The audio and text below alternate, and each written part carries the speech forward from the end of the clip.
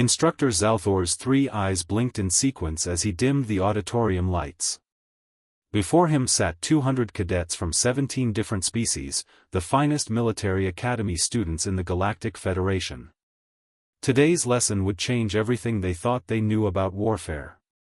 Today, we study humanity, Zalthor announced, his chitinous mandibles clicking nervously. The newest Federation members. What makes them unique? A Valkyrie cadet in the front row scoffed, her crystalline skin shimmering. They're apex predators from a death world. We've studied death worlders before, instructor. Zalthor said nothing. He simply activated the holographic display. The first footage showed human soldiers in something called World War I. The cadets watched in growing horror as humans charged across muddy fields into machine gun fire. They died in thousands, yet kept coming. The next wave would climb over their fallen comrades and advance again. They're not retreating, whispered a Thrain cadet, his feathers ruffling in distress. Why aren't they retreating? The footage shifted. World War II. Humans in metal boxes they called tanks rolling through fire. Humans dropping from the sky in fabric parachutes. Humans charging fortified beaches while their companions were cut down beside them. Then came Vietnam, Korea, Afghanistan, Iraq.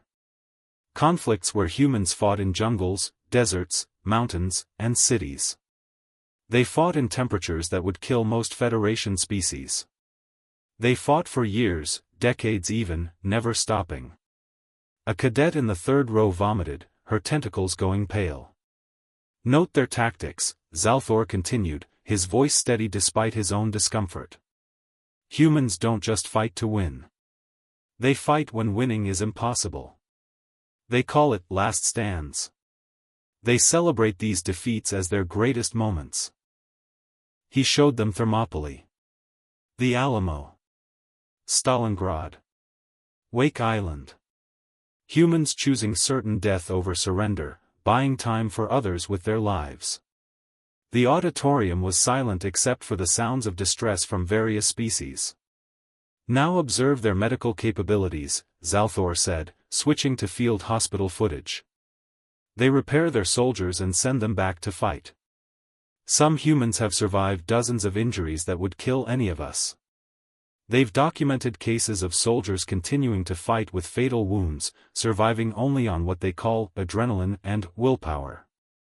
A Quellan cadet stood abruptly. Instructor, I wish to withdraw from the military program. Noted, Zalthor replied. Another cadet stood. Then another. Soon, nearly half the auditorium was standing. Before you leave, Zalthor said, freezing the footage, understand this, these humans are now our allies. They fight beside us, not against us. That's supposed to be comforting, someone shouted from the back. Zalthor's expression was grim. Yes. Because the alternative is unthinkable. He pulled up one final video, recent footage from the border conflicts. Human Marines fighting alongside Federation forces against the Crete invasion.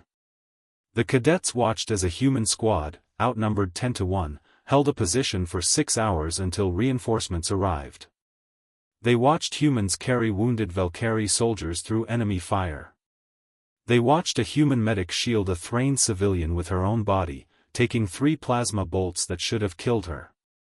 She survived and returned to duty 2 months later. Humanity has been at war with itself for 10,000 years, Zalthor concluded. They've perfected it. Lived it. Breathed it. And now they're on our side. The question isn't whether you're brave enough to fight alongside them. The question is whether our enemies are prepared for what's coming. The cadets who had stood slowly sat back down, their faces showing a mixture of terror and awe. In that moment, they understood, the Federation hadn't just gained an ally. They'd unleashed something the galaxy had never seen, humans with a righteous cause.